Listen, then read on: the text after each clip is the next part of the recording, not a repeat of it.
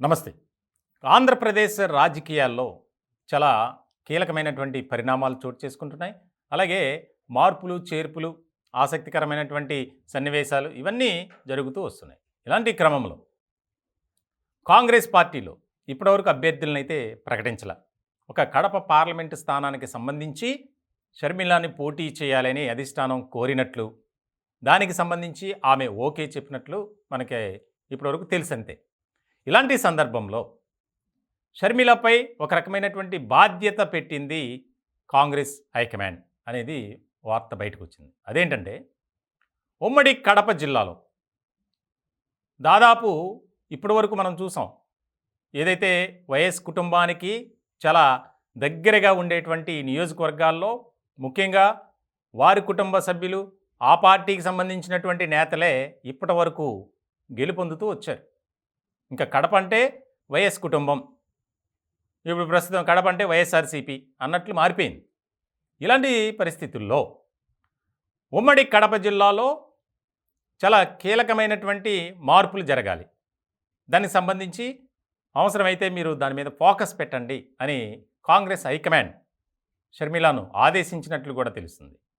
ఇలాంటి సందర్భంలోనే కడపలో ఉన్నటువంటి కొన్ని ముఖ్యమైనటువంటి నియోజకవర్గాలు ఉమ్మడి కడప జిల్లా పులివెందుల, మైదుకూరు, ప్రొద్దుటూరు, జమ్మలమడుగు, రాయచోటి, కోడూరు, బద్వేలు, రాజంపేట, కమలాపురం ఇలా ముఖ్యమైనటువంటి నియోజకవర్గాలన్నిటిలో కాంగ్రెస్ పార్టీ బలంగా ఉండాలి.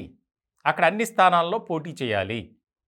కనీసం ఉమ్మడి కడప జిల్లాకు సంబంధించినటువంటి 10 సీట్లలో 5 అన్నా గెలవాలి అనే ఒక టాస్క్ పెట్టినట్లు కాంగ్రెస్ పార్టీ వర్గాల ద్వారా మనకు తెలుస్తుంది. చాలా కీలకమైనటువంటి వ్యవహారం. ఎందుకనంటే వైఎస్ రాజశేఖర రెడ్డి ఆయన బ్రతికున్నప్పుడు కడప అంటే ఇంకా ఆయన పేరే వినిపించేది. ఇలాంటి సందర్భంలో సానుభూతి రాజకీయాలు మనం చేయాలి. దానిలో భాగంగానే కాంగ్రెస్ పార్టీతో కడప ప్రజలకు ఉన్నటువంటి అనుబంధం ఏదైతే ఉందో, ముఖ్యంగా దివంగత వైఎస్ రాజశేఖర రెడ్డి గారి ద్వారానే అదంతా వచ్చింది. మళ్ళీ అదే ఒక ప్రయత్నాన్ని షర్మిల ద్వారా కడప జిల్లాలో ప్రయోగించాలి అనేది భావిస్తుంది కాంగ్రెస్ హైకమాండ్.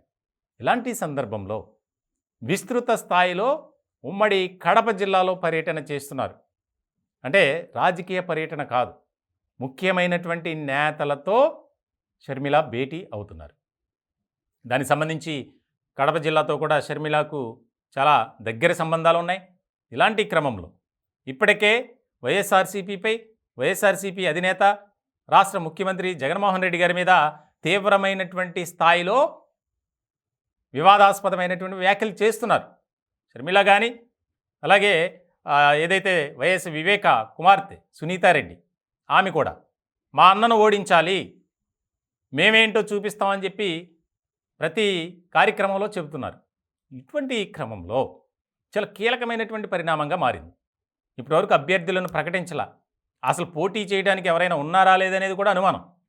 కానీ కాంగ్రెస్ చూపంతా కడప వైపే ఉంది. కడపలో ఎలాగైనా పట్టు సాధించాలి, జగన్మోహన్ రెడ్డికి చెక్ పెట్టాలి. ఎందుకనంటే అంతా కుటుంబ సభ్యులే. దానికి సంబంధించి ఇప్పటికే కాంగ్రెస్ చీఫ్గా బాధ్యతలు స్వీకరించిన తర్వాత షర్మిల ఏ రకమైనటువంటి పదజాలంతో జగన్ గారి మీద రెచ్చిపోయిందో మనం చూసాం. తాజాగా సునీతారెడ్డి కూడా మా అన్నను ఓడించాలి, మా నాన్నగారిని చంపినటువంటి హంతకులు ఎక్కడో లేరు, పెద్ద పెద్ద పొజిషన్స్లో ఉన్నారు అని ఇండైరెక్ట్గా జగన్పై చురకలు వేశారు. ఇటువంటి క్రమంలో కాంగ్రెస్ హైకమాండ్ షర్మిలకు అప్పగించినటువంటి బాధ్యత చాలా ముఖ్యమైనది. దానిలో భాగంగానే కడప జిల్లాకు సంబంధించినటువంటి తెలుగుదేశం పార్టీ, వైఎస్ఆర్సీపీ, ఇతర పార్టీ నాయకులతో వరుసగా సమావేశం అవుతున్నారు షర్మిల. దీనిలో భాగంగా అసలు కడప జిల్లాలో ఆయా నియోజకవర్గాలకు సంబంధించి ఎవరిని బరిలో దించాలి అనే దాని మీద కూడా కసరత్తు చేస్తున్నట్టు తెలుస్తుంది. మొత్తానికి ఏదైతే ఒక బాధ్యత అప్పగించిందో హైకమాండ్ షర్మిలకు కడప జిల్లాకు సంబంధించి, దాన్ని మరి ఏ విధంగా సక్సీడ్ అవుతారు అనేది కూడా ఇక్కడ కీలకంగా మారినటువంటి అంశం. ఎందుకంటే ఖచ్చితంగా ఓట్లనేది చీలిక జరుగుతుంది.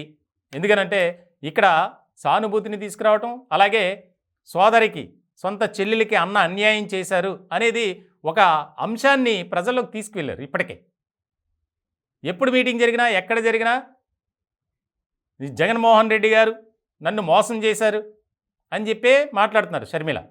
ఒక పక్కన ఏమో ఈవిడ ఇలా మాట్లాడుతుంటే, మరో పక్క సునీత మా నాన్నగారి హంతకులు ప్రభుత్వంలోనే ఉన్నారు, చాలా కీలకమైనటువంటి పదవుల్లో ఉన్నారు అని చెప్పి. సో ఇటువంటి సందర్భంలో కడపలో ఏ రకమైనటువంటి రాజకీయ పరిణామాలు చోటు చేసుకుంటాయి అనేది మాత్రం కీలకంగా మారినటువంటి అంశం.